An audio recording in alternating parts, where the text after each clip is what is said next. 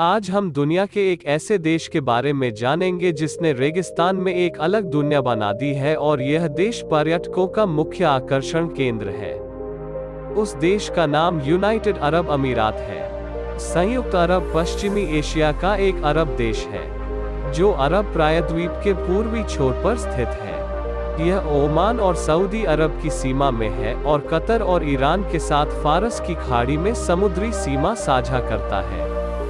यह देश 7 अमीरात के एक संघ से गठित एक राजशाही है जिसमें अबू धाबी राजधानी के रूप में कार्य करता है और अजमान, दुबई, फुजैरा, रास अल खैमा, शारजाह और अल क्वैन यह 7 अमीरात शामिल हैं।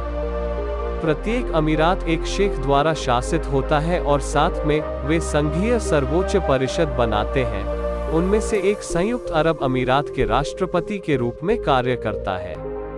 संयुक्त अरब अमीरात की जनसंख्या 1,12,90,000 है, जिसमें से 14 लाख अमीराती नागरिक है और 98,90,000 प्रवासी मजदूर हैं। इस्लाम आधिकारिक धर्म है और अरबी आधिकारिक भाषा है। संयुक्त अरब अमीरात के तेल और प्राकृतिक गैस के भंडार दुनिया में क्रमशः छठे और 7वें सबसे बड़े हैं।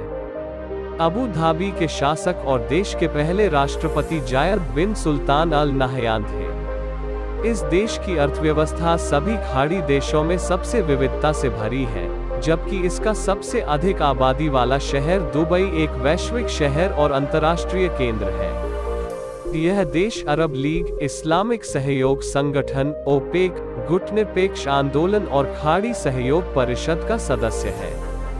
अरबी इस देश की राष्ट्रीय भाषा है। इस क्षेत्र पर 1971 तक अंग्रेजों का कब्जा था और कई प्रवासी निवासियों की वजह से इस देश में अंग्रेजी प्राथमिक भाषा है। नतीजतन अधिकांश स्थानीय नौकरियों के लिए आवेदन करते समय अंग्रेजी का ज्ञान आवश्यक है। शेख जायद बिन सुल्तान अल नाहयान अबू धाबी के शासक थे। उन्हें संयुक्त अरब अमीरात में राष्ट्रपिता के रूप में जाना जाता है। वो इस देश के गठन के संस्थापक और प्रमुख प्रेरक शक्ति थे। 7 अमीरात को एकजुट करने में उनका बहुत बड़ा योगदान है। वो अमीरात के पहले रास याने राष्ट्रपति बने, जो उन्होंने लगभग 33 वर्षों की अवधि तक संभाला।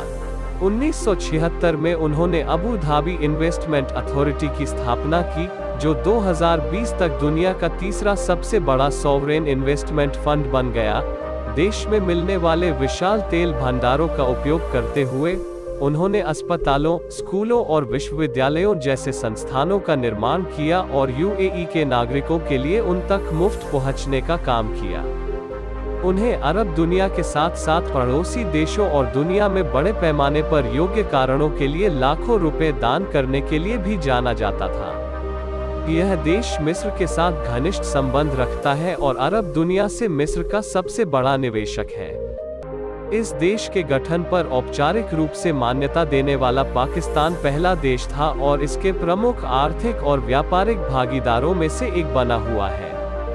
चीन आर्थिक, राजनीतिक और सांस्कृतिक क्षेत्रों में सबसे बड़ा अंतर्राष्ट्रीय सहयोगी है। इस देश में सबसे बड़ी प्रवासी उपस्थिति भारतीय है।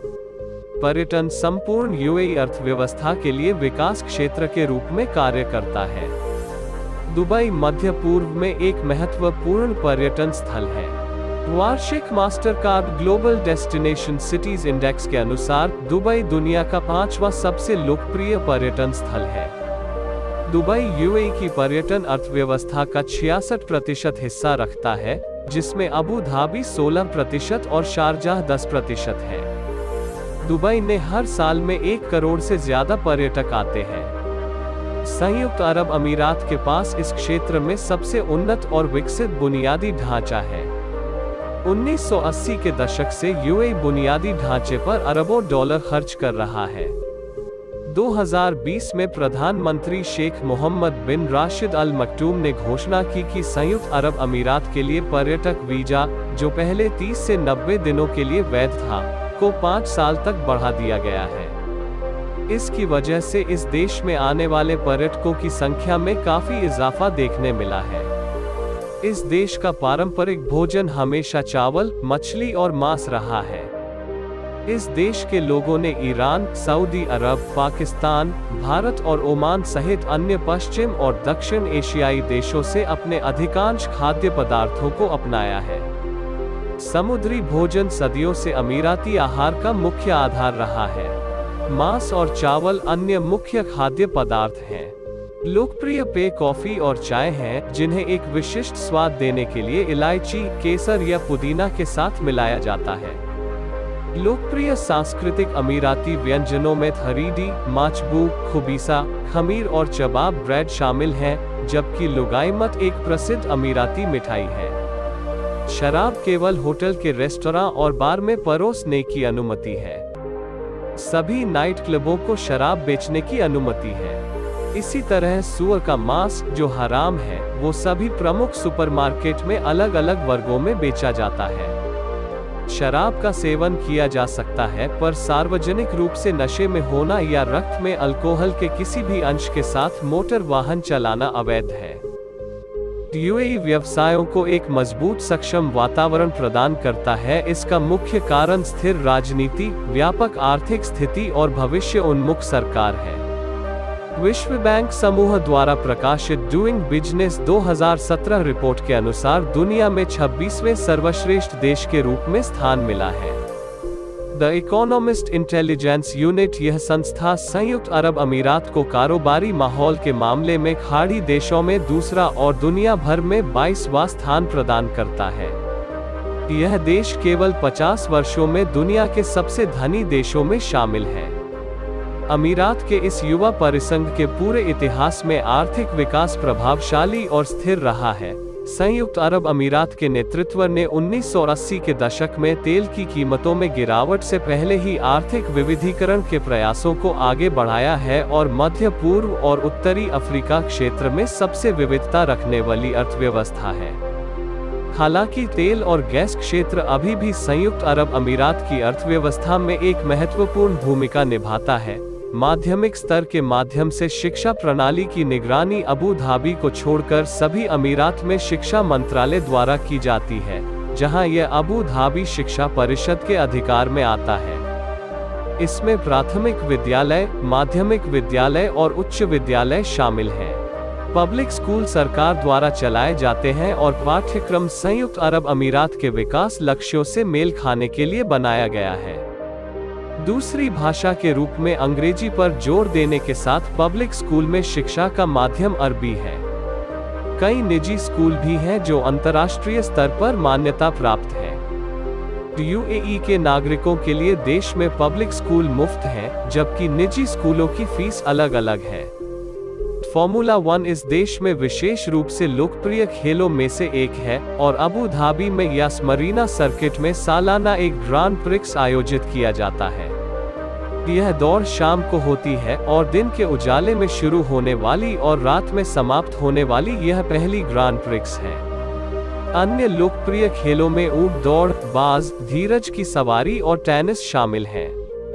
दुबई के अमीरात में 2 प्रमुख गोल्फ कोर्स भी हैं, दुबई गोल्फ क्लब और अमीरात गोल्फ क्लब। इस देश में फुटबॉल भी एक लोकप्रिय खेल है।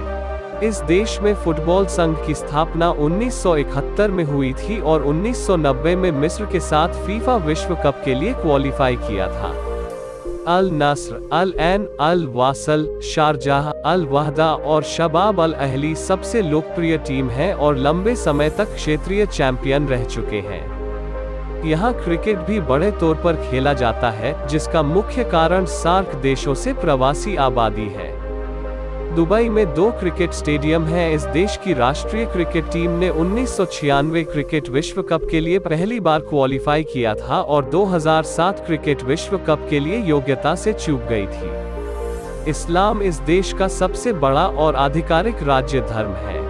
सरकार अन्य धर्मों के प्रति सहिष्णुता की नीति का पालन करती है और गैर मुसलमानों की धार्मिक गतिविधियों में हस्तक्षेप नहीं करती है। इस देश में शिया मुसलमानों की तुलना में अधिक सुन्नी हैं। अमीराती आबादी का 85% सुन्नी मुसलमान हैं और 15% शिया मुसलमान हैं, जो ज्यादातर के दुबई और शारजाह में बसे हैं। हालांकि गैर नागरिक निवासियों के बीच सुन्नी और शिया मुसलमानों के बीच विभाजन के लिए कोई आधिकारिक आंकड़े उपलब्ध नहीं हैं। मीडिया का अनुमान है कि गैर नागरिक मुस्लिम आबादी में 20% से भी कम शिया है। अबू धाबी में शेख जायद मस्जिद देश की सबसे बड़ी मस्जिद है और एक प्रमुख पर्यटक आकर्षण है।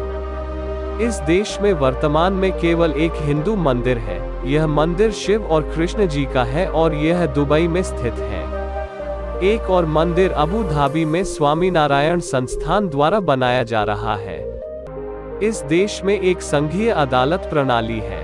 अदालती ढांचे के भीतर 3 मुख्य शाखाएं हैं: दीवानी, फौजदारी और शरिया कानून।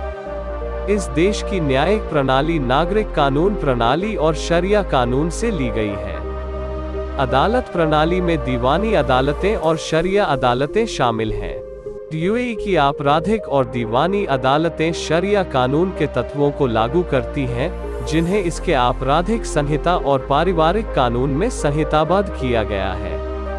इस देश में कोड़े लगाने की सजा विवाह पूर्व यौन संबंध और नशीली दवाओं या शराब के दुरुपयोग के लिए दी जाती है। पत्थर मारकर सजा देना यह कानूनी सजा है।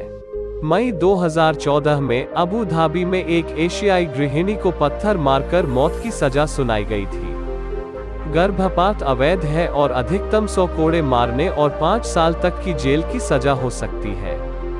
इस देश में महिलाओं के लिए एक ड्रेस कोड है, जो दुबई के आपराधिक कानून का हिस्सा है। इस देश के अधिकांश मॉल में प्रवेश द्वारों पर एक ड्रेस कोड प्रदर्शित होता है। महिलाओं को कंधे और घुटने ढकने के लिए प्रोत्साहित किया जाता है। इसके बावजूद लोगों को पूल और समुद्र तटों पर स्विम वियर पहनने की अनुमति है। हमारा ये वीडियो आपको कैसे लगा ये हमको कमेंट्स में जरूर बताइए और हमारे वीडियो को लाइक, शेयर और चैनल को जरूर सब्सक्राइब कीजिए। धन्यवाद। जय हिंद।